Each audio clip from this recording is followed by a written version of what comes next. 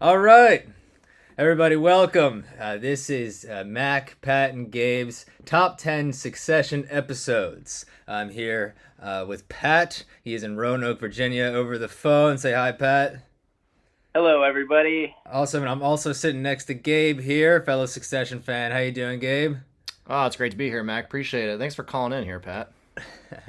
All right. And Gabe, yeah, you want to kick things off here? Yeah, if you don't mind, I appreciate that. I said, as we get started here, I thought it'd be nice to just do a little, we share a little piece about, what the show means to us, why we love it, why we're here today to convene on such a masterpiece. And I just kind of want to start a little bit with sharing about what I think about the show. And to me, this show is like the modern, like, quintessential satire piece when it comes to television or current media that is nowadays. I just think it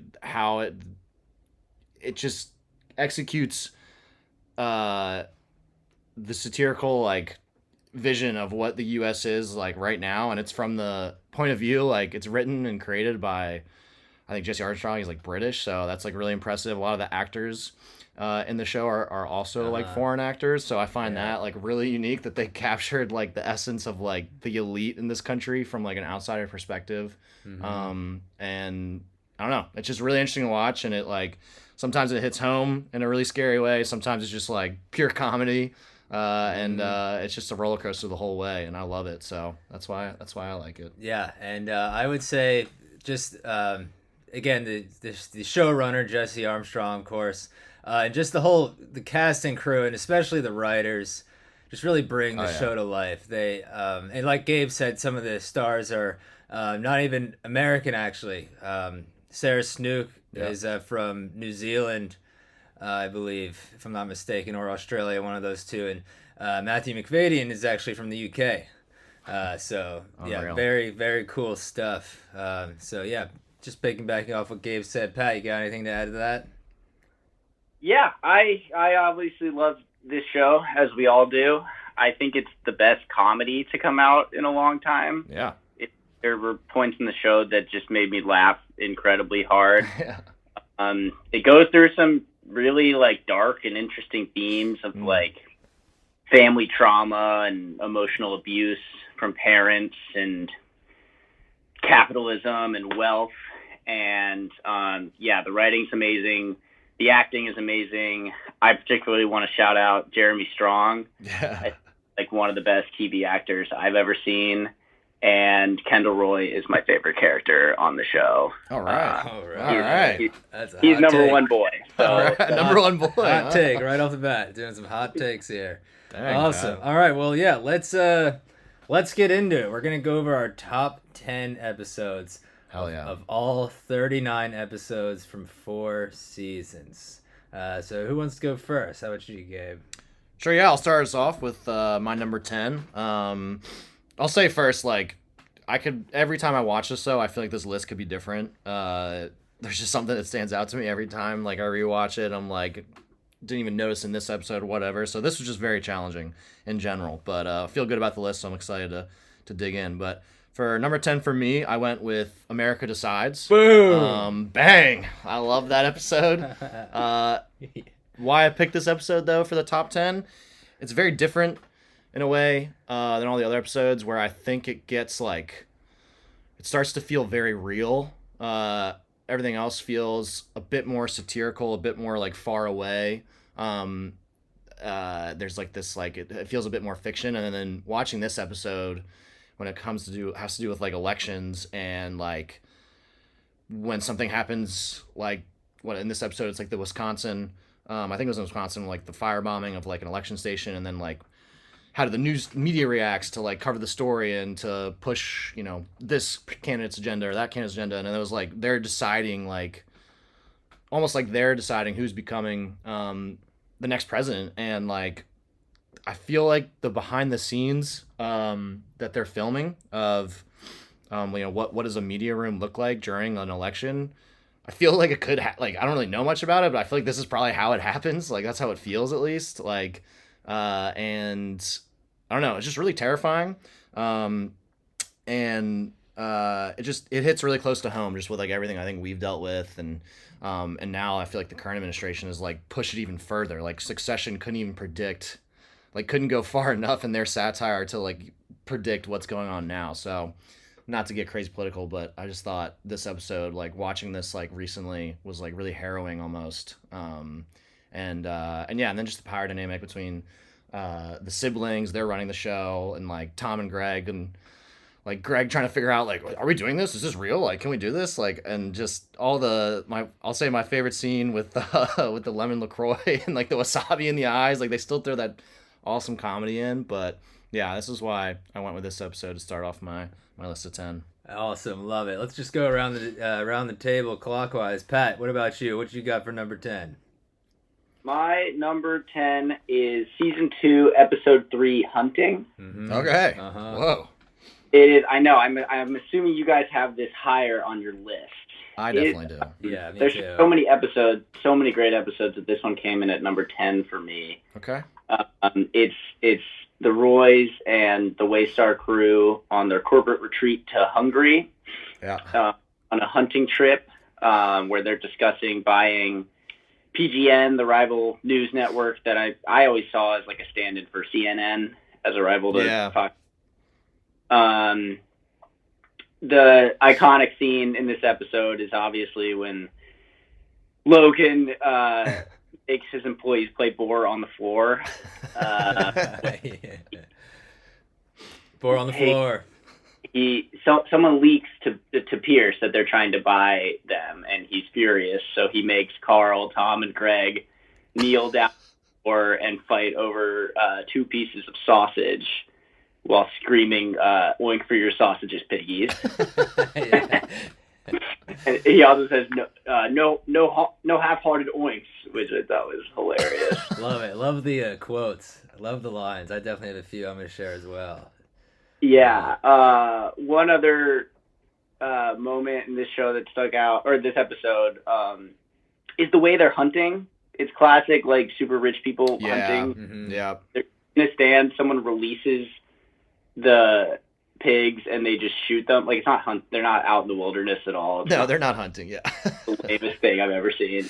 And then also Connor, he releases his video where he says he will go to jail before paying income tax. Yeah, that's right. I didn't catch this until my rewatch, but he doesn't pay income tax anyway. Right. He does the job. Yeah, he just pays like inheritance tax. That's a great point. I never even thought about that. That's a great point there. That is a good point. That is funny. All his money comes from his inheritance. And he also says, "I ranch, I ride, I earn."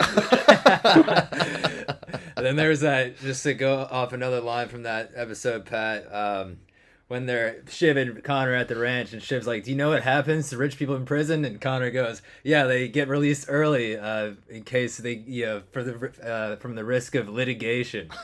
So that's just another great example of how spoiled all of Logan's children are. Oh yeah. In this show. So yeah, I like the take, Pat. I like it. Appreciate it. So as far as my number 10, I actually also had America Decides. Let's go. So me and Gabe share that one. By the way, we have not revealed our top 10 to each other. Yeah. Okay, so there will be some surprises here. But cool. yeah, I also had America Decides, the political episode, season 4, episode 8. Just like Gabe said, you get to see the news floor in action. You get to see what a newsroom is like on election night. Super dramatic, lots of moving parts.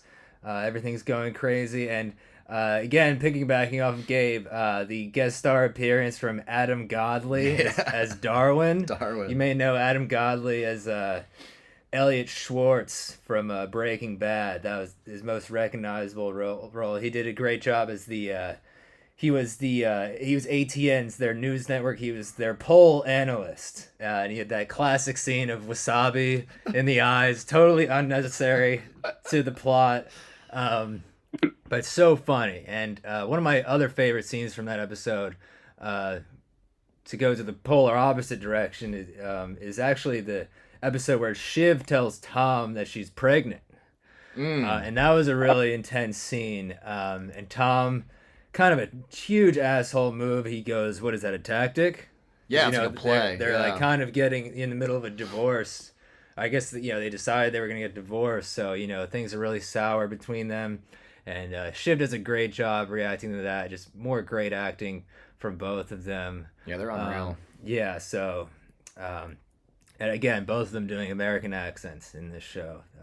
Those two, their dynamic is incredible. So yeah, that was my number 10, American Decides. So I like it. awesome. So we got two shared ones so far. Okay, great. So all right. Next up, number 9, Gabe. What do you got? 9. I will say too, you mentioned that he played Elliot Schwartz in Breaking Bad. Yeah. His wife is also in the show. That's true. as Yes. She's writing the book. Yeah, the Panson. Yeah. Panson. Yeah. Or Pencil. Pencil. Yeah, Pencil. Yeah. Pencil. Yeah, the reporter who's Who writing meets the with book. Greg. Yeah. Awesome. Love that. Super I'm actually cool. gonna bring that up later. Now that you mentioned that. Oh, excuse me. All right. Not So step on the toes. yeah. All right, Gabe. What you got for number 9 here? Number 9. So I went for This Is Not for Tears. This is when at the end of season 2, I believe, the finale of season 2, when basically they're on the yacht. So it takes most of the episode takes place in that yacht, and Season 2, episode 10. yes, season episode, Yeah. finale. They're deciding like. It's like an open table discussion, like who's gonna take the fall, and this is like I feel like this is like one of the first times where you see like all the parasites of the show, almost all are at the same table and like trying to see like who can throw who under the bus, but strategically in front of like Logan Roy, like the machine of the show, and like he's like watching them all play out in front of him, and it's like this really interesting dynamic, because you see it throughout the show, of course, the whole time, but this is like one of the few times where like everyone's at the table, and it's like a really interesting to see everyone kind of pull the whatever they can out of their hats, and like there's the like the line of like little Greg Sprinkles and like all that stuff. Yeah. Like Greg was like, I don't like Greg Sprinkles, but Or the sprinkle. and then also like at the same like simultaneously Roman, or no, that's a different episode. Mixing up here, but you get a little prowess from Roman, like shooting down the private equity deal that the banker Laird really wanted to happen after they came Jamie back. Laird. Jamie Laird. Shout out to Jamie Laird. I don't know the actor's name, but he always plays the bad guy in every film. Yeah, he's in everything, dude. I feel Classic like. character actor, that guy. He's that guy. Yeah. Like he's all over the place. So I don't know. You get Roman kind of starting to like. Roman's kind of tactical in this episode, which is really interesting. Like obviously him and Jerry's relationship is super weird, but also like he's kind of like Jerry's like Jerry's like his mentor sort of be. So kind of watching him like blossom a little bit in this episode was interesting. And then Tom with like the power move of eating Logan's chicken, like Yeah. after him and Shiv come from the beach. Great scene. Like, and Logan's just like, Yeah. what the fuck? Like, Thank you, Logan. Yeah, thank you. Logan. Thank you Yeah. thank you for the chicken. And you get the classic Greg at DC going, like, is your name, what the fuck's Greg's last name again? Gregory Hirsch. Yeah, Greg Hirsch. Are you Greg Hirsch? Like, if it must be said. Like, it's like, Yeah. what is it? What is that your name? Like, what? In DC, yeah. They opened the episode with that. With Greg's testimony. With Greg's, And that was testifying like- to Congress. That was perfect. Like, a little spillover from the DC episode. You get a little which nugget. was right before. Yeah. The DC episode was right before So- that too.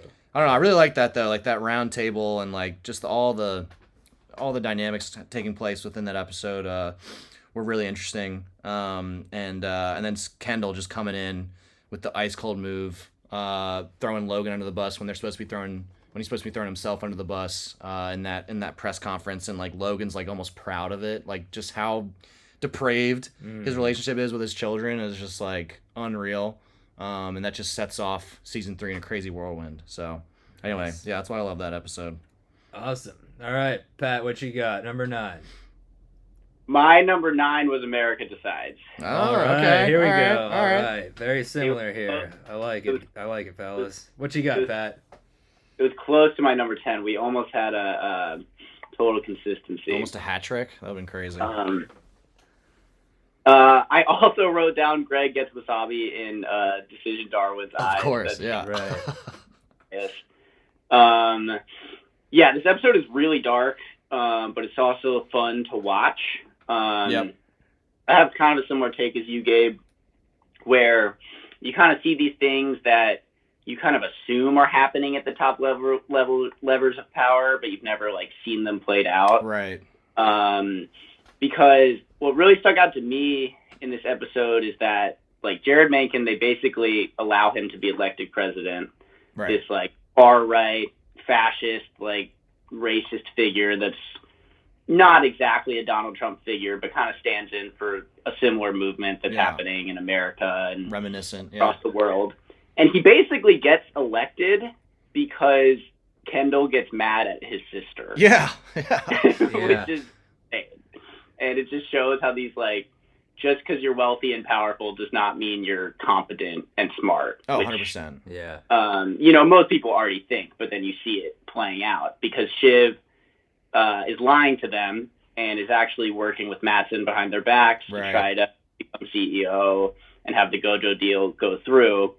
Kendall, I think, is legitimately doesn't want Jared Mencken to be president in the beginning of the episode. Right. Because, like, his daughter gets threatened by that person on the street, and he just doesn't seem with that movement until he gets mad at Shiv, and then out of spite, he allows Jared Mencken.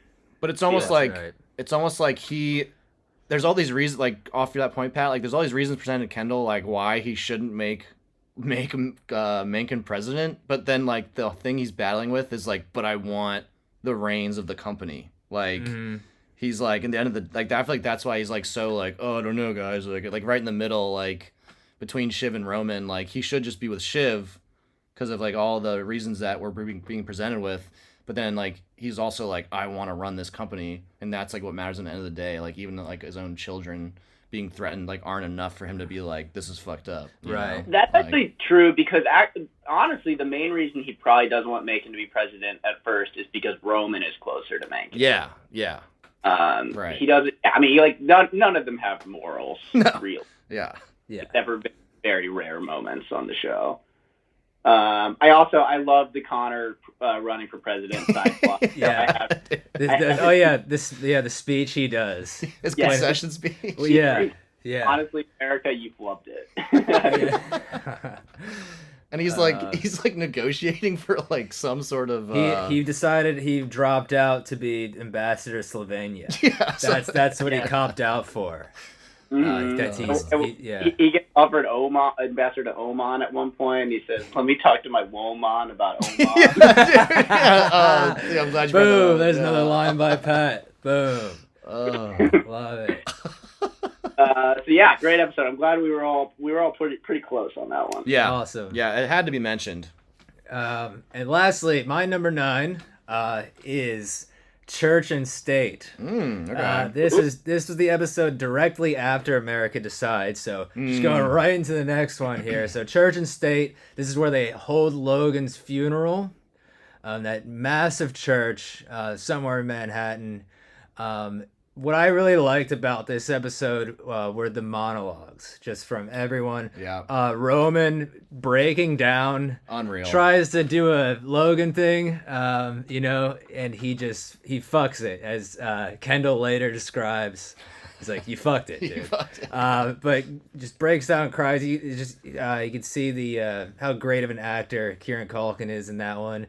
Also, what I really liked about that was another monologue was Ewan's speech, because this is the first time you hear about Rose's details. Rose being the younger sister of Ewan and Logan, and Ewan describes how when they were just children, toddlers, Logan blamed himself because Logan was sent off to boarding school by his aunt and uncle who raised them all, and he thought that when he got back from boarding school, he gave polio to his younger sister Rose, who died. And you do hear that earlier on, even in season 2, where Ewan says, he tells Logan, "Hey, you shouldn't blame yourself for this, but this empire of shit you built, that's all to blame on you." So a great speech by Ewan in Church and State, and I think that's actually, he spoke right before Roman did. And he wasn't supposed to, right? He wasn't supposed to speak. And what's that, Pat? Greg was supposed to stop him. Yeah, that's right. Roman tried to get Greg to stop him, but it was you finally hear in the second to last episode the details about Rose, and it was heartbreaking. So yeah, Roman's speech, Ewan's speech, and then Kendall's speech, which gets a huge applause in the end, talks about how his dad was a brute, was the direct line, and he was, but he described how without him all of these things, the lives and livings, another quote, wouldn't exist. So just great writing all around, great monologues, even one from Shiv too, at the church. So just great acting too. So that was why I put that as number 9, Church and State. Yeah, and this also I think is like one of this to me for Kieran Culkin in particular. Like, I feel like he gets like criticism for being like, I don't know, this one track kind of character, compared to like Jeremy Strong's like Kendall. He's like got these all sorts of like, he's multifaceted with how he presents his character. But this, like in this episode, watching like Roman break down in front of all those people and the way he's like literally like breaking and like that crying, I'm like, is he in there? Like that whole like, yeah, that was like chilling. That was like unreal. Like he's just cooking, and that was like a couple minutes. Kieran Culkin, so like that was really cool to see, because he is like a phenomenal actor. So but anyway, yeah. All right, yeah, I agree. I'll just say real quick. I also love the Ewan eulogy. It pans to like Carl and Jerry and Frank while he's talking, and you can see how like uncomfortable they are. Yeah. He's like the closest thing, I guess, to like a moral compass in the show, even though like none of these characters are actually pure. And just the Ewan Logan relationship was always so interesting because Ewan does still seem to love Logan as a brother, even all the problems he has with his lifestyle. Absolutely. 100%. All right. Cool. We're at number 8. What you got, Gabe? All right, number 8. Maybe a little controversial with my choice here, and like also just for the sake of time, I'll keep it slim with this. But one of the series, like with the show's finale with Open Eyes. I know. Wow. That's a hot take. The series finale. Usually, no one's one of their favorite episodes, but I agree. Usually, it's all right. Let's hear it. It's impossible to end a show on great terms. It happened, like especially a show that's so critically acclaimed as Succession is. It's just hard for shows to like land the plane when it comes to Game of Thrones, like Breaking Bad, whatever it might be. Like people have really mixed feelings about how the show ended.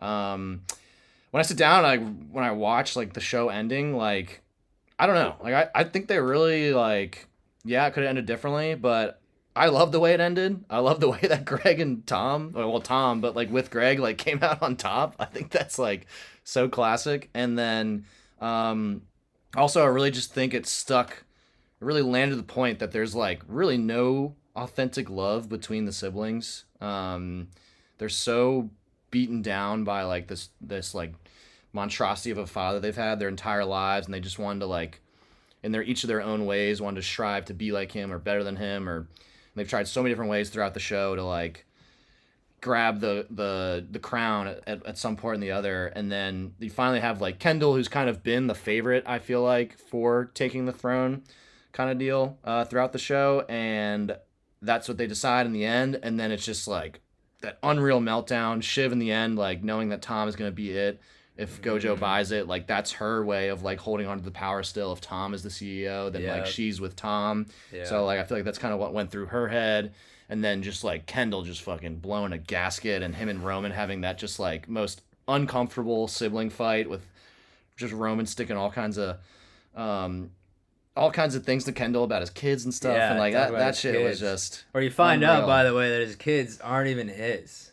It's loosely brought up there throughout the show. But at the end you kind of figure it out that they aren't really Kendall's kids, and you kind of think that's why he maybe doesn't love them like there's a weird it's a very weird thing to unpack, and it's like unpacked in the very end of the show in a weird moment, but it was like done really well. So I don't know, this just, to me, the show, I can watch it all through.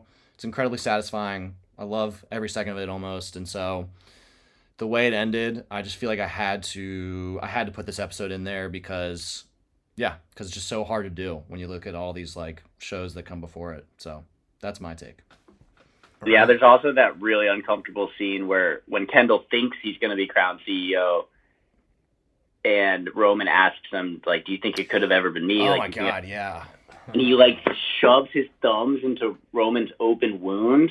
Yeah, like squeezing against his chest or something. Right?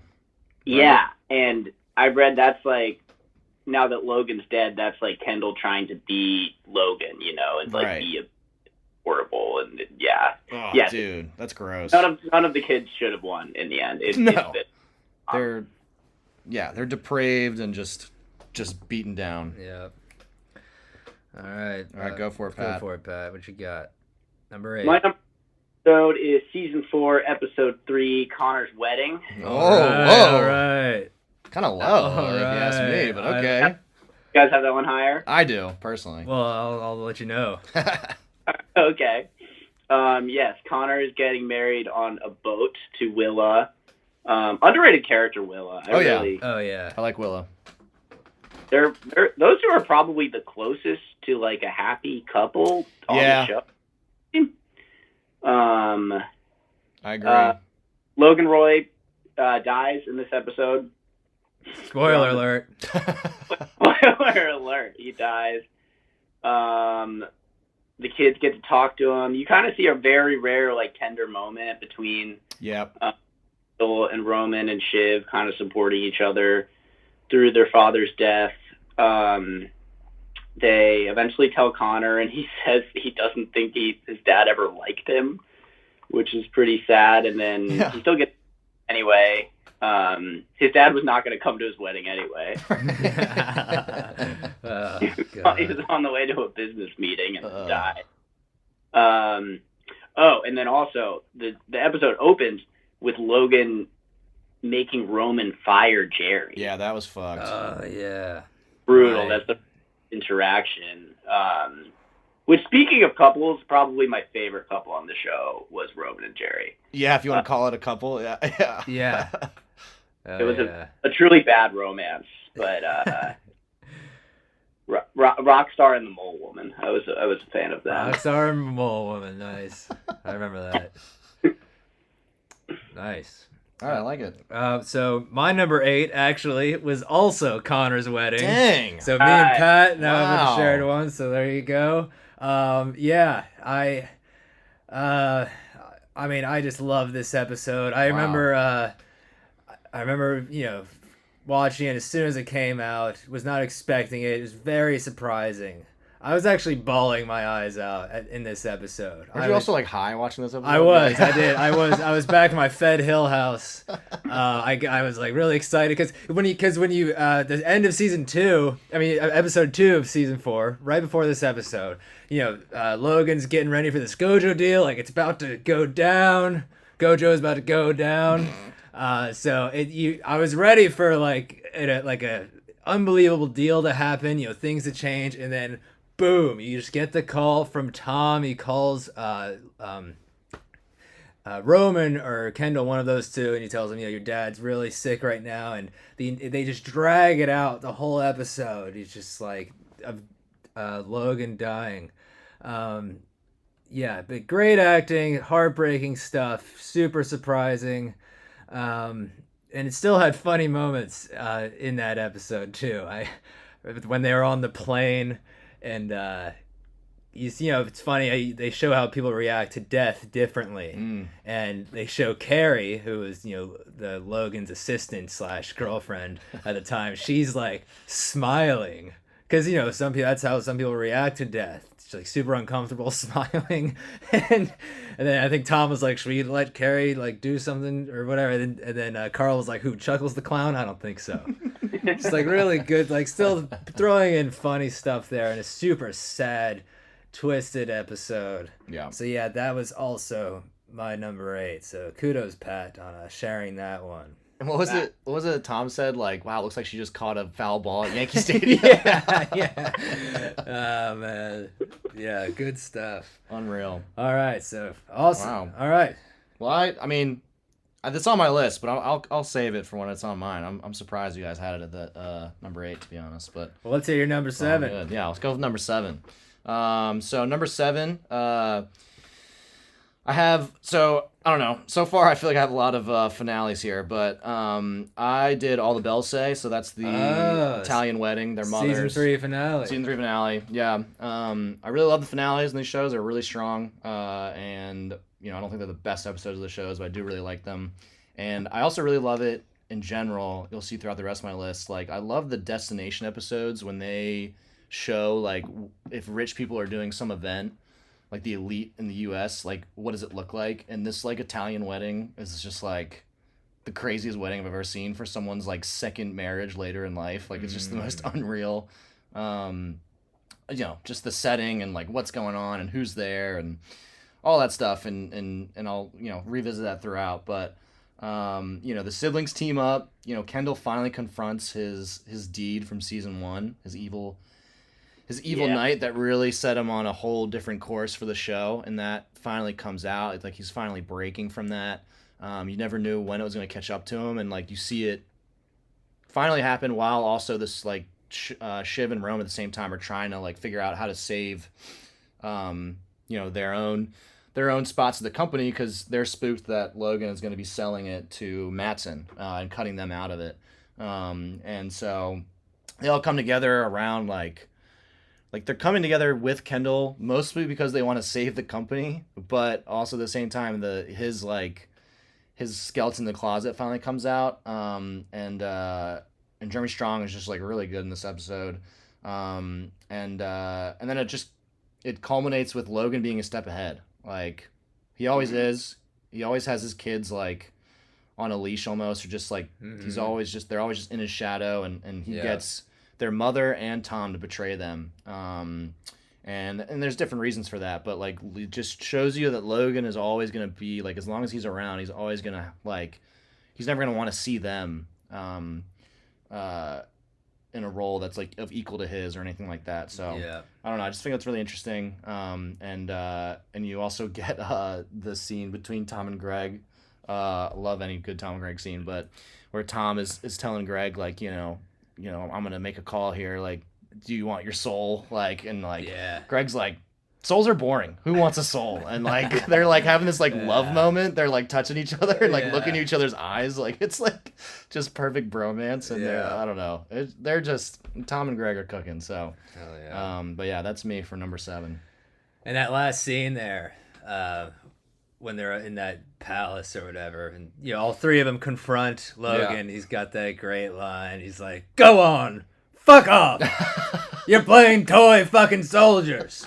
And he says, "I fucking win," and he does. He fucks them in the end, and God, what a great episode. I like that take. The season finales are hot with Gabe's list. Wow. They are, yeah. But like I said, they're not my top episodes. Gotcha. Yeah, I actually don't have that episode on my list, but it is great. Fair enough. Yeah.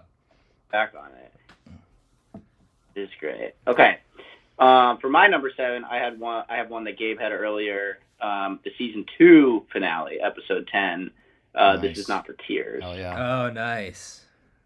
Yeah, I have a lot of the same points. The opening with Greg in Congress, if it is to be said, so it is.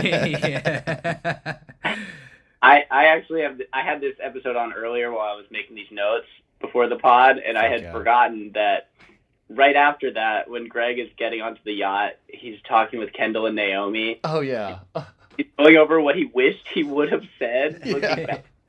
Like, what if I had just said, "No woman, no cry"? That's a great scene. He says, "What if I said, I volunteer as tribute"? And he's freaked out about his feet too, going on the yacht. Yeah. Sails out, nails out. Yeah, he's like, what if your toenails aren't as aesthetically pleasing? Yeah, and then Kendall says, "Greg, you ready to step up?" And he's like, "They think it's a fungus." Dude, I'm glad you watched that episode. Those are that is a great one. That is a great one. That almost made mine too, but and then, as Gabe said, everyone just selling each other out. It really lays there like these people have no morals, no true love for each other. It's all about self-preservation. Yep. Actually, Shiv does look out for Tom in this episode a little bit. One of the rare times she shows him any love. They have that scene where he basically tells her that like she broke his heart by wanting the open marriage. Yeah. Yeah, that was brutal. She does go to Logan and like begs him not to choose Tom. That's true. That's a good point. A rare moment where she shows her husband any sort of love or affection. Mhm. I know. Yeah, that's a good point. And then, of course, Logan tells Kendall it's going to be him to go to jail. And I read about this one scene, which is why it's stuck in my mind, because Jeremy Strong said the moment when Kendall knew he was going to turn on his dad is when he asks him, like, do you think I ever could have been CEO? Do you think I ever could have done it? Oh. And his dad says, you're not a killer. You have to be a killer. Okay. And that's on his dad. And then, as Gabe said earlier, his dad, like, almost smiles when his son, like, betrays him. Right. Acting like a killer for once. He also like kisses him, right? Like Kendall kisses Logan Right before on he the leaves. cheek. Yep. Like he knows he's gonna fucking throw the knife in. And there. then going off that, Roman does say in the first season, Roman says this great line. He tells Kendall, it's like, you know, the only way Dad is gonna ever respect you is if you try to kill him. Yeah. So there it is again. You know. Yeah. That moment. Awesome, Pat. Love that. Another shared one. That's excellent. My number 7, I'm excited about this one. I contemplated moving this up the list, but you know, it's just so hard to choose. But I had Safe Room season 2, episode 4. Dang. I know. It's I like a little that. bit low, maybe, but No, I like it. I mean, there's so many great episodes, but I really loved Safe Room. This is where you're introduced to Holly Hunter for the first time, who played, of course, Naomi? No, the Ray Jarrell. Oh, Ray yeah, Jarrell. Ray Jarrell. Not Naomi. Ray Sorry, Jarrell. blanking Sorry. there. Yeah, so this is where we introduced to Ray Jarrell. She did so great. Holly Hunter, kudos to her for that role. No, she did kill it. Yeah. This, just going in order on my notes here, I thought this was one of Connor's best episodes. This is where he's at Moe's funeral. Yeah. and he's got that famous line where he's talking to Pencil again. Gretchen Schwartz from Breaking Bad, going back to Elliot Schwartz and whatever his name, Darwin. She's in that episode too, and he's got that famous line. He's like, if you want to put anything in your book, you may put this. Connor Roy was interested in politics from a very young age. So he's got that one where he speaks at Moe's funeral. Like you can tell he kind of changes up his speech because Pencil's there. Yeah. Okay. So he just says all this basic stuff like. Moe's gone. He was once alive and now he's dead. Stuff like that. So I love that episode for that reason. But then the whole craziness of, the safe room where you hear a gunshot in the ATN office and everyone's freaking out. There's that great scene where Tom and Greg are in the safe room together and Tom's throwing water bottles at Greg. Because Greg wants to like move on. Greg wants to move on from news. And Greg's like, security. And then Tom's like, back off. This is executive level business. That's true. And also, a great scene. Another part is Roman's at the management training with like all the newbies. And Zach Cherry. Dude, legend. Nice guest star. You might know Zach Cherry from Severance, who plays Dylan G. Hell yeah. He was just in this one episode. He was Roman's partner on like a pitch they did for an exercise, and that was just really great too. His guest spot was awesome. And then lastly, this is the first time at the end of the episode that Roman jerked off for Jerry over the phone. That was crazy. That was saucy. Okay. Remember that? That's saucy. She was. Jerry was like, jerk off all your little ideas in a little bottle, and she's like, maybe I will. And she's just like, you're a disgusting little piggy, or something like that. Just to end the episode. So that was my number 7. Now that I think about it, it should be totally higher up. Oh wow, there's so many things happening, but I'm just gonna leave it at 7 because whatever. But that's my 7 for you. I actually didn't even make my list, but I'm glad that you put it on yours. Honestly. Oh, how dare! Yeah, I know. Really? But it's hard, dude. Ooh, I have it high up. Okay, no, you got. I mean, I might have overlooked it. Might have been my bad. But nice, I like it. So what are we on now? 6? We are on 6. You're on Number 6, 6. yeah. Okay. Cool. All right. So my 6, kind of relevant to my most recent one. Like I said about the destination episodes. This one in particular is like really fun for me.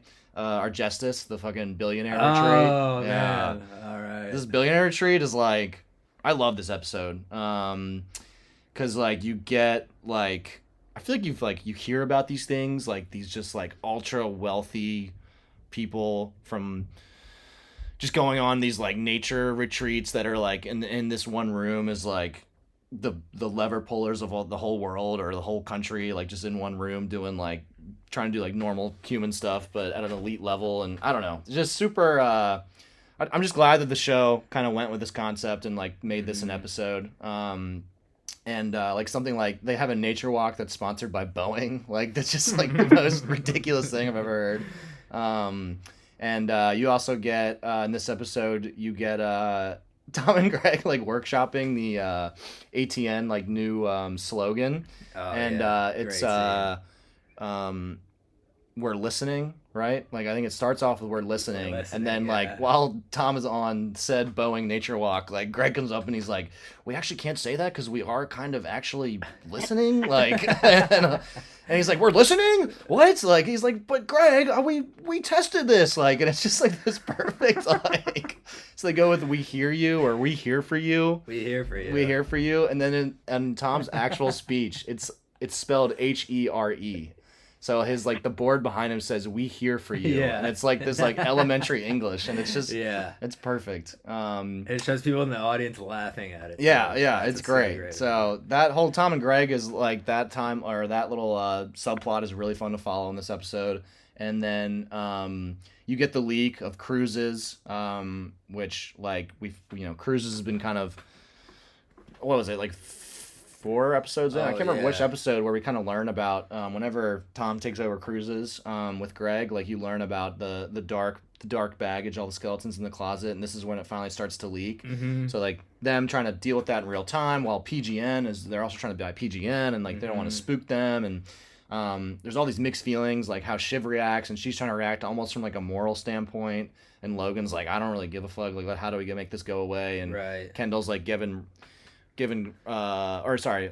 giving Shiv shit for like being a woman and all this stuff, and it's just like it's what they kind of like dive into a like sexual assault like in a really, they show like some of the dynamics in a really smart way among like men in corporate and stuff like that, and then that kind of like spills over to when they have the panel, and Shiv kind of uses that to her advantage a little bit to call Logan a dinosaur, try to distance him from the company a little bit. Yeah. And that then you get the scene of Logan smacking Kendall or Roman like that backhand, and it's like really like whoa, like it's literal backhand. Hit him in the face. You see Kendall's reaction, like Kendall's been kind of a shell of himself up until this point. He's starting to warm up a little bit. But you see like him like react so strongly against his dad, like it's obviously playing on some like past trauma for the family, and acting as the older brother. Yeah.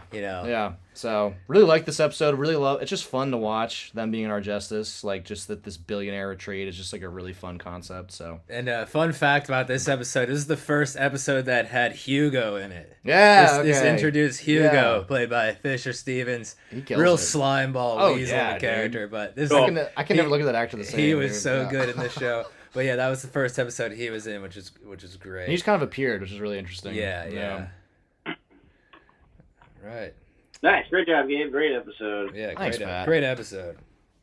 My number 6. I'm wondering if you guys have this up higher because no one has mentioned it yet. Or I don't think anyone's mentioned it. Nobody Is Ever Missing, season 1, episode 10. Oh, season 1 finale. Oh, season 1 finale. Okay. It did not make my list, but it was very close to making my list. Okay. Same season here. 1. Yeah, same. Tom and Shiv's wedding in England. A lot going on. Oh yeah. Kendall and Stewie attempting the bear hug to take over the company from Logan. You see Logan pretty terrified of it. He really thinks, and they would win, of course, except for, then you see Kendall's addiction problems come in for, I want to say, the first time in the series. We haven't really seen him like go off the rails. Yeah, I don't think so. Late in the episode, he starts doing the old cocaine, drinking a lot. Actually, no, he doesn't actually do cocaine. He does ketamine. Ketamine, right? Yeah. Yeah. Right, but that's why and then that's the reason why they drove away in the first place, because they went to get cocaine, because Kendall didn't even want to do ketamine. Right. 'Cause he's like, I'm trying to go for a different vibe. Yeah. That's why they drove away, to get more coke. They drive he's with the waiter. Yeah. The waiter takes the wheel to dodge the deer in the road, and the waiter ends up drowning. Kendall comes back. All the quotes I wrote down were actually from breakfast the next morning. Yeah, Kendall is guy. terrified. Turns on the radio right away. He's like terrified if anyone's found out what he's done. He comes down to breakfast, and the first thing someone says to him is he says good morning to Tom, and Tom says, bad news about my hymen, it's gone. I forgot about that. Okay. And then he's talking to Greg, and Greg starts telling him that the waiter is dead, and he refers to the staff at the hotel as the Hobbity people. He says the Hobbity people are sad. I guess one of them died last night. I missed that. Holy shit. I missed that too. What does that even mean? I think like the Hobbit, like from Lord of the Rings. Well, yeah, like, but why? They're in England, I guess, and they're working. What? Just sounds like some crazy writing. Yeah, just crazy writing. And then Kendall's having this like crazy existential moment in his head, and then Greg says, how's the scrambled egg? Is it congealed? I fucking love Greg, dude. Oh my god. And then Logan finds out. He uses it to blackmail Kendall. Kendall has to come back on Logan's team, and we get the line that you're my boy, you're my number one boy. Oh yeah. But none of it's real. He's just using it. It's because he has him again. Yeah, has him. Yeah, has him in his clutches. Yeah, definitely the most tragic episode. The only episode where I think you have an actual death really shown. Yeah, and I thought it of course, to include it because that comes up so many times throughout the series that Kendall was responsible for the death of that waiter. No, you're right. It's like one of the most impactful episodes of the series. But I don't know. I still didn't have it in my... But I agree. Like, I think it's a good take. Nice. All right. My number 6 was actually season 1, episode 8, Prague. Oh. This was Tom's bachelor party. Fuck yeah, dude. They planned on going to Prague. I really like this episode. Well, first, it starts off when they're... with Stewie and Roman talking about Prague and all that. And Stewie's like, fuck Prague. I hang out with these freak dogs. You ever heard of this thing called... And they're like talking about the warehouse party they have underground in that tunnel, that train track tunnel. And I just put this as number 6 because it's just so much fun. Oh, it's so this fun. whole episode is so much fun. They're just partying all night. Connor does ecstasy and he's acting really weird around people. Like someone comes up to Greg, he's like, you got to get a hold of your friend. He keeps like trying to hug people and stuff. He keeps telling women he's in love with them. Yeah, and also the classic moment where Tom hooks up with that girl and she snowballs him. Snowballs him? If you don't know, that's what it's called. Yeah, because that's that great moment where Tom's like, "Yeah, it's called a thing, but I can't remember when he's explaining to Greg." But yeah, Greg's like, "I don't think I've ever heard of that." But the girl he hooked up with, he blew his load and she put it back in his mouth and he swallowed it. And that scene where he's just describing it and Greg goes, "Which, the cum that you swallowed?" It's just so great. And then to cap off the episode, there's that critical moment where Kendall teams up with Sandy and Stewie to start the bear hug, which you mentioned, Pat, which happens, almost happens in the finale of season 1, where Kendall delivers him the bear hug letter, to tell him, we're gonna do an acquisition to, get the whole thing, buy the whole thing from you. You don't have a choice. But of course, that doesn't happen, as Pat described in the season 1 finale. So yeah, Prague. I had that for my number 6. Just a great, fun episode. I love it. It's gonna come back up for me. We'll see. All right. All right, we're at 5. Halfway through. Here we go. All right. Halfway through. Let's get cooking, baby. So, number 5 for me, I have DC. Nice. Really love this episode. I don't know where it is for you guys, if it's on the list, but this is great. Just going down to Congress, like congressional hearings, fucking scandal. How's the team gonna handle it? Them watching the interview, like the whistleblower interview, and like who's gonna get named, and they're all just like someone's name gets popped up, and they all just react. Like Greg's like, ooh, like who's next? Like who's gonna like, oh Tom, you're in. Like it's just like that whole scene of them just watching, and it's just like it's such an awful thing that's happened like systemically in their company, and they're all just treating it as this like, whoa, who's gonna get in trouble? Like I don't know, it's just so depraved, and so that's really good. And then at the same time. And then, of course, I get on to DC, the guy that they're going to try and burn. Who's the dude that used to run cruises? Bill? Bill's there. He's like, I live in Maryland. I just came here for support. And they're, like, about to burn him and trying to blame it on him. And they're just like, that scene where he's walking away, and they're all like, oh, wow, what a nice guy. And they're like, yeah, but fuck him. We're going to burn him. Like, Kill Bill. Yeah, that's great. You get Tom just, like, flailing around in Congress in front of the questioning, being like, I don't know who Greg is. And you get the... Can't make a Tomlet without breaking some Gregs, and classic. Really good stuff there. And then the Azerbaijani plot where Roman is with Carl and Laird trying to get the private equity funding from, I think it's Edward. I can't remember the guy's name that he's going with. It's super rich, handsome guy. Yeah. And they're going out there, and then the anti-corruption militia force comes right in the middle of their meeting. Great, yeah. And great part of the show. This is one of those scenes in the show where like they do this particularly so well, like the dissonance, like you don't understand what's going on, like you're in like Roman's point of view, like, wait, what's happening? You don't know what they're saying to each other because they're speaking whatever the native language is in Azerbaijani, and like they're saying, oh, this is happening. Like Kendall, Laird, and Roman, Laird, and Carl are like confused. Their security guys all of a sudden taken out of the room, and Roman's like, wait, no, I would really like it if he came back. Like, and like you're feeling like the like, wait, what the fuck is about to happen? Like right along with them, and then you get Carl just cooking it. Carl is like my dark horse for favorite character sometimes, dude, because he just like cooks with his panic attack scene. It's like unreal. They're like just kind of like really trying to keep it casual. They've been in this room for a while, and I think they're like playing a game or something, and then Carl's just sitting there, and he's just the way he acts that like they're playing Kill Fuck Marry. Yeah, that's right. Yeah.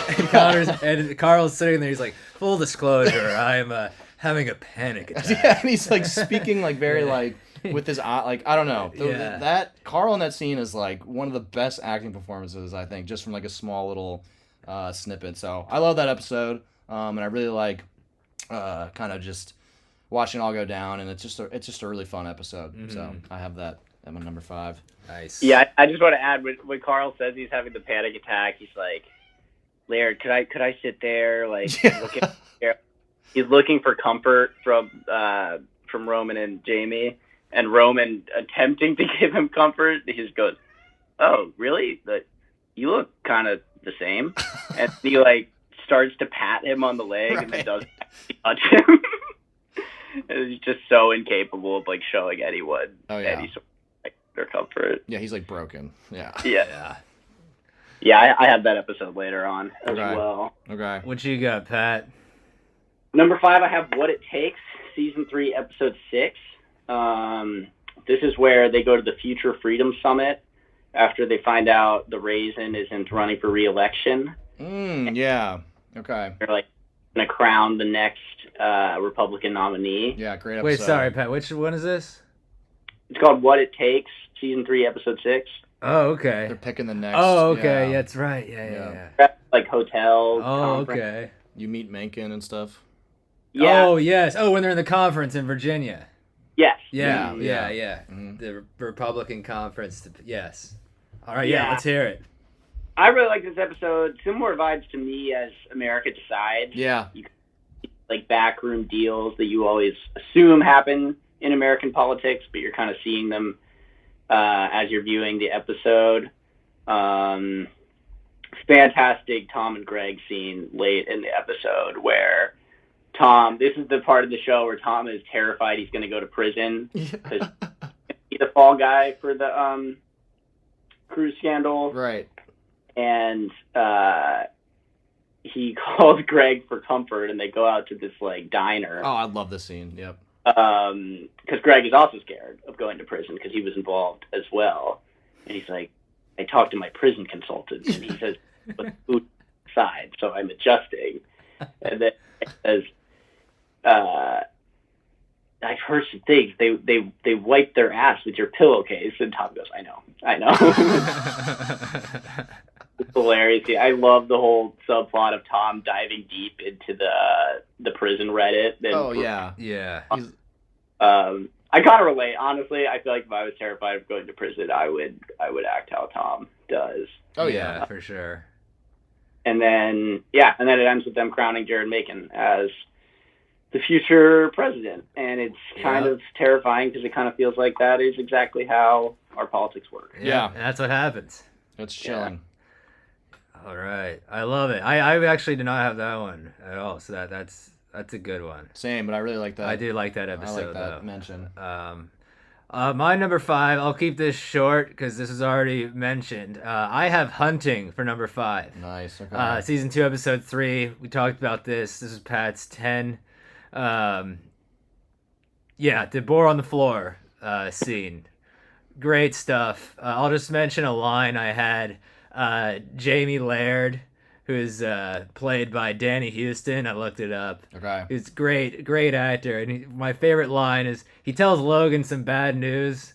And he says, it's like, I hate to be a party pooper, but I have poop.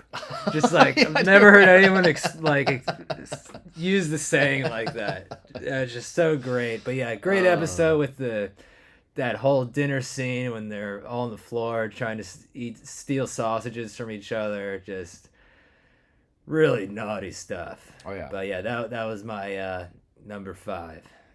Nice. I like it. All right, moving forward. Moving forward, all right, number 4. So I have Retired Janitors of Idaho. Oh, yeah. love this episode.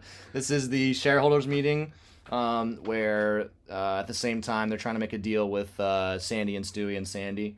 It also is the episode where Logan comes out, like, gets the UTI. Like, he has the UTI, but he, like, the medicine is fucked up because Carrie's not there to give it to him. And, like, I think this is the most creative way of using a like male UTI in a TV show, like during a shareholder meeting, all of a sudden no one has any idea what to do. They have Frank on stage for like ever, just telling him to stall, like keep going, and like he's just going through some monotonous like whatever bullshit.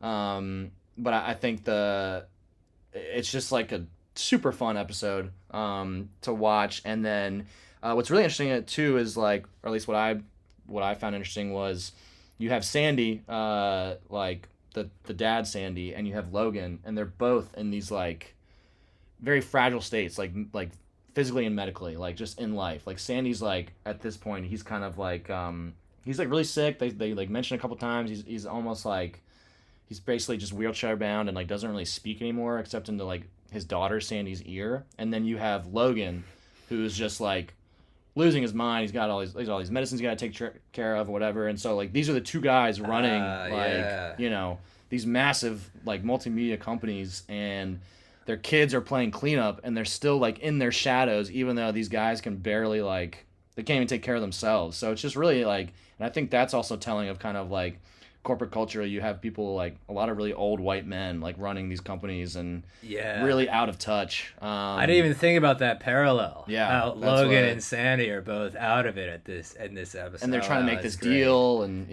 so, and you don't know if Sandy's really saying anything into his daughter Sandy's ear. It's really you get like Roman pointing that out. Like it's so yeah, I really like really fun episode, and just Brian Cox just going for it with the UTI. I love it. Like he is just like great performance. He is just giving everything he can into the UTI, and it is fucking hilarious. So yeah, put it at number 4.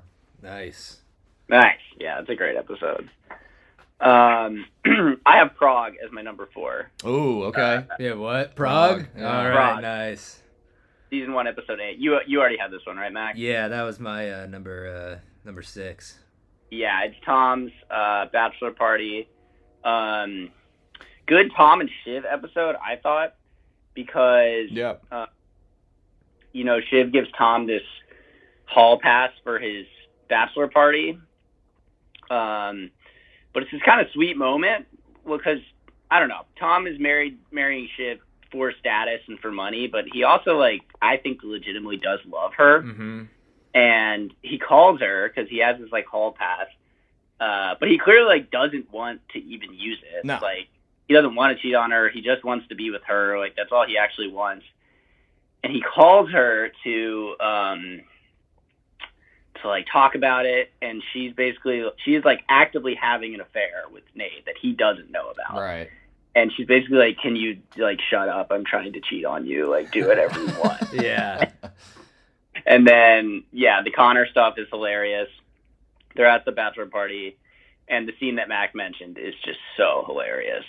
When Tom is so nervous the whole night, he finally has this weird affair with Tabitha, and then he's trying to brag about swallowing his own load. Yeah. Greg is just baffled, just it's a thing. There's a name for it. I don't know what it is. And and then she kisses me and puts it back in my mouth, and I swallow it. Yeah. It's the cum, and Tom just, I know, so hot. Yeah. Oh man. And then he clearly is just looking for approval from someone and looking for validation, and no one will give him. Later, Roman's like, "Hey, Tom, I heard you swallowed your own load." Yeah. He's like, "Yeah, it was wild." I really just want to go home. Yeah. I don't know. I thought it was probably the funniest episode. 100%. Yeah. Yeah. For number 4, I had Dundee. Ooh, I like it. This is where they travel to Dundee, Scotland, for what was it? Some kind of it was 50 years, I think, of Waystar. Was that it? So. Pretty sure that was it. Logan's accepts a plaque, an award, all that. This is the classic, one of the most famous moments in the show's history, the Kendall's rap song "L to the OG." That was in this episode. And he playing. The beat that his boy Squiggle cooked up. Dude, He put that in the show. That's a great moment. So many people just remember that. Unreal moment. And one of my other favorite parts is this in the very beginning of this episode. All the kids are recording their lines for Logan in that studio, and Roman has that great line where the producer guy's like, "You want to do one more?" And Roman's just annoyed. He's like, "Yeah, sure, let's do it." And then he just totally goes, "What up, pricklicks? It's me, Dr. Moron. I'm a ding dong doodle bug dipshit with a titmouse dick, and my dad hates all you. Fuck you, go bye bye." Oh my god. Just totally fucking. I have that memorized, by the way. I was about to say that was didn't even pretty write impressive, that down. dude. I watched that scene so many times. He just gets so annoyed with him. He's like, "How was that? Was that good?" That's a great part. Then lastly, when they're at the end of the episode, Ewan and Logan are speaking to each other. It's a very serious moment where Ewan's really disappointed in him, and he mentions Rose here. Again, call back to earlier, we'll call back to earlier where he's like, don't blame yourself for what you did to Rose, but this media conglomerate, this is all you. So very serious moment, but so funny too. Again, just what the show is all about. So yeah, that's why I had Dundee at number 4, season 2, episode 8. I love it. Yeah, there's one moment where when Kendall's singing "L to the OG" and he puts the microphone out to Roman, and when I say L, you say OG, and Roman says you have to stop. Yeah. And it's such an interesting part of Kendall's character being obsessed with gangster rap. I don't know. Yes. Yeah. Very, very weird, but I like it. Because obviously no gangster rapper would fuck with Kendall. So no, love that. I actually don't have that on my list, but sometimes I don't know. I went back and forth with that one. I don't either, but I it's definitely worthy. No, it's a Yeah. fantastic episode. All right, so top 3. Here we go. All right, number 3. Let's cook Okay. this. I feel like all mine have. I'll just spoiler alert. I feel like all mine have been mentioned by you guys. So Yeah, we're getting to that point here for sure. we're getting to that point. So, so I at number 3, I have Connor's wedding. Nice. That's a top 3 episode for me. I feel like Logan. It starts literally. The show starts with Logan like potentially being out of the game for good with his spell in the hospital there, and I think he was like having like a brain hemorrhage. And then you really like you're still learning the dynamic and the history of the kids and like the relationship with their dad and everything, but it starts like from episode 1. It starts with like who's gonna be next and what's gonna happen, and Logan is basically the one. He's in the driver's seat, and you come into the last season and like something has to happen with Logan for it to for the succession to take place, and it hitting us in season 3 at Connor's wedding while he's in a helicopter. I never in 1,000 years would have predicted that. That just came out of nowhere for me. Like obviously you knew something was going to happen. I thought it'd be later in the season. So the way they did that was like really amazing. They filmed it from the perspective of the kids, like, which I thought was really interesting because we were also confused. Which they do a really, really great job. They've done this a couple times in the show, but like, you get a couple scenes with like Logan laying on he's not in the helicopter, sorry, he was in a plane, like laying on the plane floor with like Tom there, and like you see the chest compressions, but you have no idea what happened. Like you have no idea what happened to Logan or what started it, or all of a sudden you just get the news just like the kids do, and then you're like with them in real time. Like, they're processing it in real time, like the grief, the shock, like, and then it eventually comes to like, well, what's next, and you're just in there with them and you're feeling all that, and it was like really powerful, I thought. And then Kendall kind of comes out as the favorite, like he's the one most competent in this like shocking death for them. Like both Shiv and Roman are really having a hard time, and Kendall's like, this is the day that's gonna be remembered as what we did when our dad died, and like this is what we have to do. We need to like make sure this happens. You also get the scene where he comes to Hugo and is like, let's start doing, like, he wants to do the killer stuff and be like, release the bad stuff about my dad, but quietly, don't tell anyone. Like you really start to think like, okay, maybe Kendall is gonna take this crown. So anyway, I just really think this like it really just changed the season and changed how the finale went down, and I really like this episode. So yeah, Good insight there. Yeah. Nice. My number 3, I actually have an episode that has not been mentioned. Ooh. I might have it a bit high, but I have season 1, episode 6. It's called "Which Side Are You On?" Yeah. Okay. Yep. It's the vote of no confidence is in this episode. Yeah. And I think it's really good because call. This is still so early in the series that, like, basically the whole show, Logan has been pretty incapacitated, and you haven't really seen Logan as the boss. Mm-hmm. And up until this point in this series, I'm like, why is Kendall not CEO? Like, it seems Right. like he should be at this point. Right. And they have the vote of no confidence, but then you just see him fuck it up, like, so bad. He gets so insecure. He calls, I forget Sonia maybe is her name, the other shareholder. Oh yeah. Okay. He's insecure, and then he tips her off, and then she's going to call in, and then he tries to like drive out to Staten Island to convince her to vote with him, and then he can't get back into the office for the vote of no confidence. And if he had never done any of that, he probably would have won the vote. Right. Probably would have been CEO. But instead, you see Logan come back into his own and just bully everyone. Oh yeah. And so that, I don't know, that was kind of a turn in the show for me, where it's like, oh, this show is about like people in power remaining in power no matter what, no matter if it's the right thing to do or not. Because Logan is obviously being erratic and like insane and in bad health, but he's going to remain in power. There's the hilarious plot of Tom and Greg having their rich guy night out. Yeah, that's awesome. Yeah, that's a good. Oh, I haven't watched this episode in a while. That one's great. Okay. Greg has already eaten with Ewan. Yeah. Tom making him eat all this food, and they eat the deep fried songbird. Yeah. That. Tom's like, you have to put the napkin over your head. To hide not your shame or whatever. The Yeah. pleasure to hide your shame. It's called ortolan. That's what they called it in the show. The songbird eating. Oh, interesting. Yeah. They put their Yeah. napkins over their head. Yeah. Super rich guy stuff. That was also the first time Greg and Tom, I think, had like a super real connection. Like bonding. Yeah. Super real Yeah. bonding moment. So yeah. Yeah. You see their relationship forming. They're at the club dancing together. Yeah. I also just want to say this pops into my head because Lawrence Yee is in this episode. Yeah. Yeah. Shout out Lawrence Yee.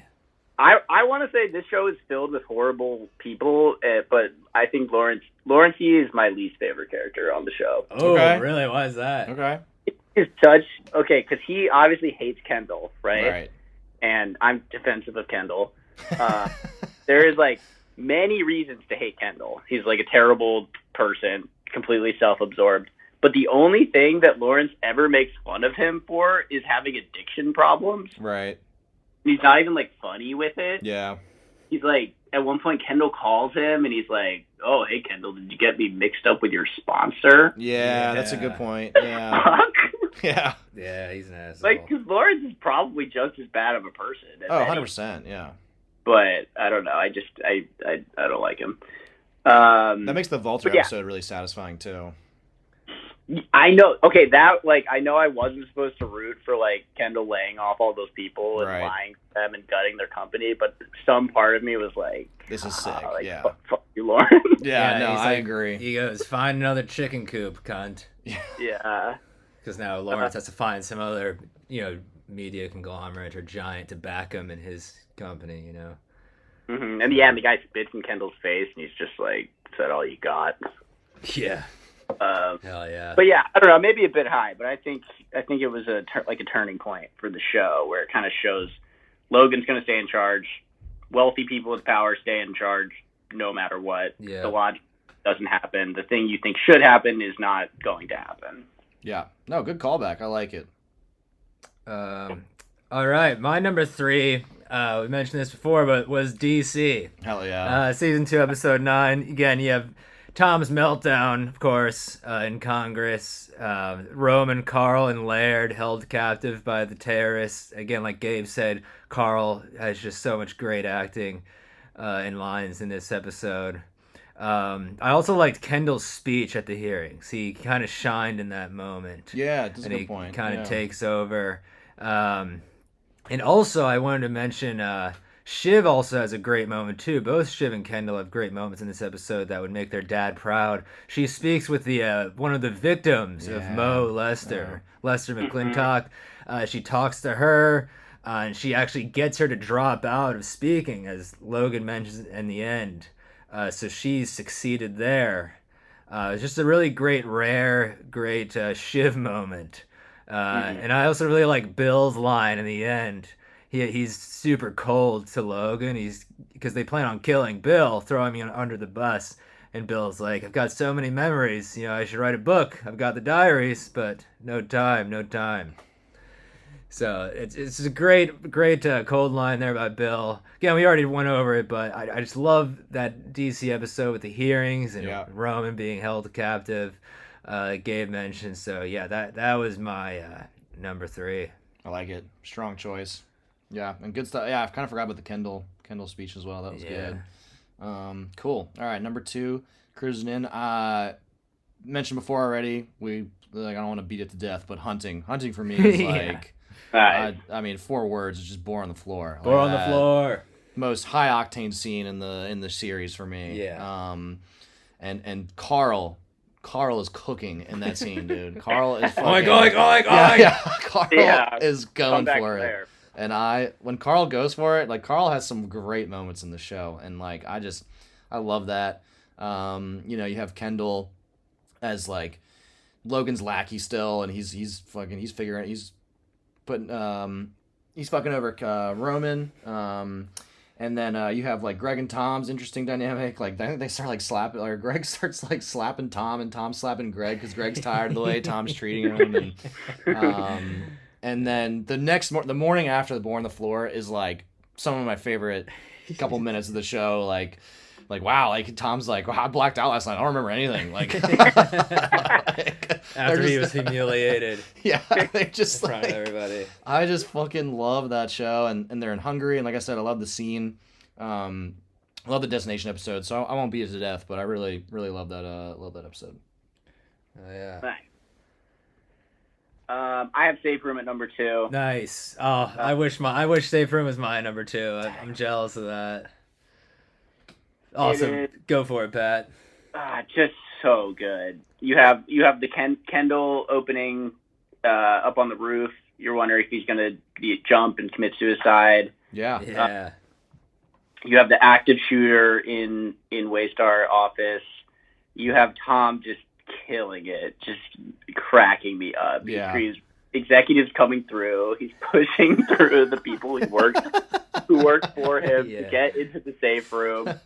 There's an active shooter in his office, and he just gets so obsessed with the fact that he thinks he's being slighted. Right.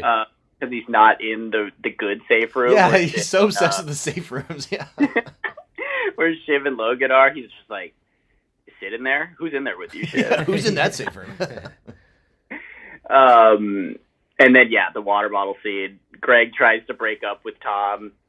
Greg mentions, he says, we could have a business open relationship, which kind of triggers Tom because he's like so hurt by having an open relationship with his wife. That's a really good point. Yeah. Yeah, we mentioned he pelts him with the water bottles. Yells it's executive level business.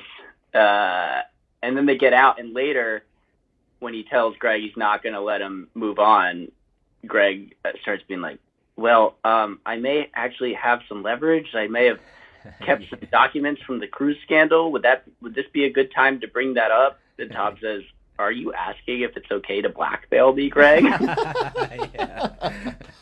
And then he says, okay, Greg, I accept your blackmail. And then he gets like a pay raise. Yeah. Just fantastic episode. I love Safe Room. We mentioned Mo's funeral. Yeah. Willa's kind of figuring it out, like just all these horrible things that the company's done, and like how like fine they are with sexual assault and how they look the other way.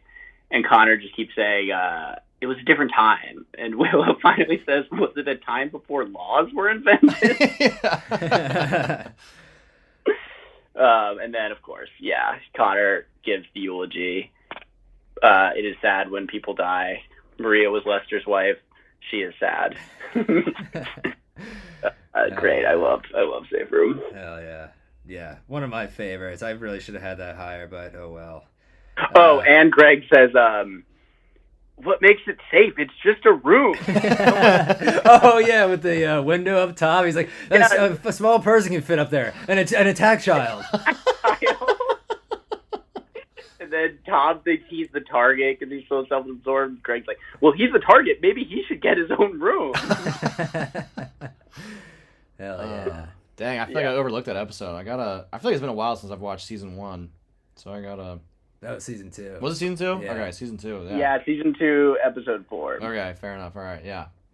Yeah. All right. Connor Roy was interested in politics at a young age. That's right. Okay. All right, my number 2. I was very closely aligned with Pat. My number 2 is Which Side Are You On? Oh, nice. Dang, that was Pat's number 3. Of course, that's we were just talking about the vote of no confidence that Kendall organizes against Logan. One of the most dramatic episodes of that season. Logan ends up firing half the board when Kendall fails. And again, also a really fun aspect of that episode is, again, Greg and Tom, first night out in the town, first time they really bond, the songbird eating. At the very beginning of the episode, I rewatched it recently, and Tom gets a call from the guys that shredded the papers in that Thanksgiving episode, which I think was like right before that, actually. Something about who went to market or something like that. So the next episode, Tom gets the guy, okay, the papers are shredded, everything's all good, and he's like so relieved. And there's this great line where he's talking to Shiv. He's like, it's like this 900-pound gorilla has finally stopped fucking me. It was just, again, great writing by the crew. Really good writing. Just great stuff. So But yeah, I know we just talked about that one. Kudos to you, Pat, for that. I love that. That's in your top 3. That's one of my favorite episodes of season 1. Okay, Probably my I'm glad favorite. you have that up high as Yeah, well. so that one's my number 2. So without further ado, Let's get to number ones. number 1. Here we All go. right, here we go. All right, mine's been mentioned. You've each dissected at this point. Mine's Prague. Nice. I love Prague. Number 1, huh? Number 1, dude. Wow. I'm coming out hot with it. It's my favorite episode. I have the most fun watching it. It is peak comedy. Through the entire episode, the Fly Guy's getting left behind. You name it. Like any fucking The Fly the Fly Guy's like getting fucked over, and Fly Guys. yeah, the Fly Guys. You have Buckle Up, Fucklehead. yeah. You might OD, but your heart will be beating so fast you'll come back to life. You have the like a closed loop system, and like Tom is Oh my god. trying to convince himself he didn't cheat because it's almost like he doesn't want this kind of life, you know? Yeah. So he's like you were kind of saying, Pat, like Tom is just going to this bachelor party like, oh, it's going to be a sexcapade and it's going to be crazy. This is the life I have now. And then by the end of it, he's like, I'm depressed. This is not who I am. I just want to go home and see my wife. And Greg is kind of sharing in that wallow when they have that scene where they're finally talking about the come and the swallowing your own load. At the end of it, Greg's like, "Wow, sounds nightmarish. When can we go home?" And Tom's like, "Soon." He's like, "Cabs are at 5." Like they're like both so ready to leave. You have Roman like misremembering the trauma done to him, and you get that kind of glimpse of like him being in a dog cage and like eating the chocolate cake, but Roman thought it was dog food, and then Connor's telling him like, "Yeah, but you liked it," and you get like insights to really weird dynamics from their childhood. And I just for me it's just like it doesn't move the plot along too much in terms of all the I guess like big picture aspects of the show, but I just love it. I have a lot of fun watching it. You see a lot of like Kendall's being really neurotic and almost detached from reality with that. When he runs into that woman that him and Frank had just pitched, I think like the episode before maybe, because she's there at the party too, and they're like not interested in him, and he goes down that hole. So yeah. Anyway, I just had a lot of fun. Love this show, and this episode to me is just like my personal indulgence of being my favorite episode. Nice.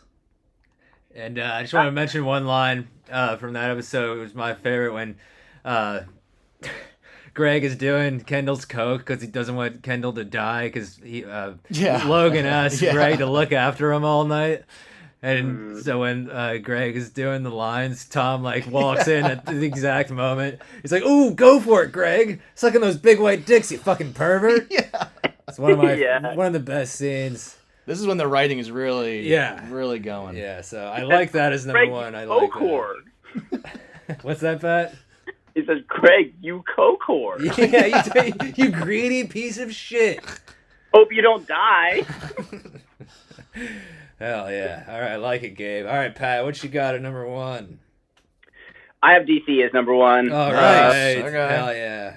Yeah, we've talked about it a lot. You get Tom melting down in front of the Senate.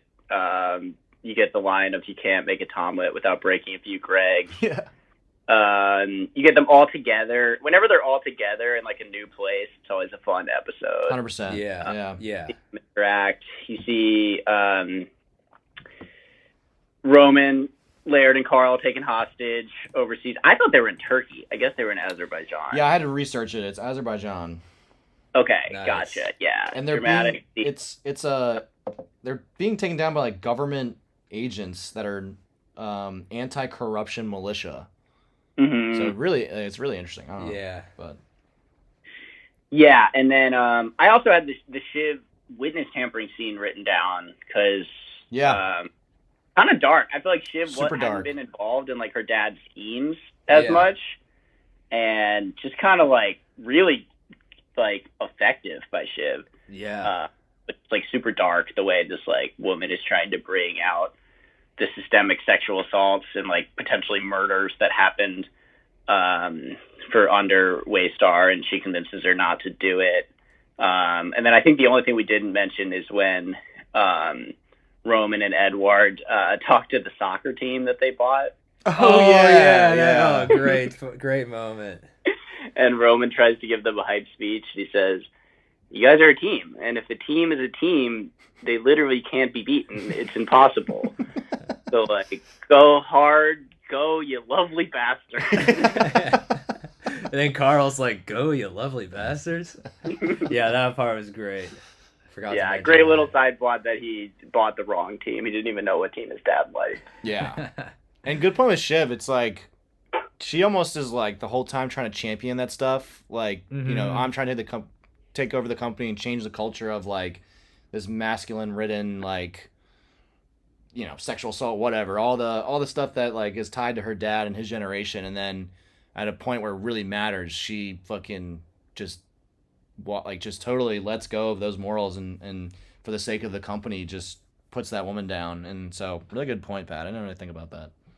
Yeah, each of the kids at certain points kind of convince you that they could have morals. And I think if Logan wasn't their dad, then they could. Yeah. But so broken, and they're so convinced that the only thing that could make them happy is their dad's approval. They'll just sacrifice anything for that, and it's the thing that they can never get, which just makes them so horrible and empty. Yeah. No, I like the observation. That's good.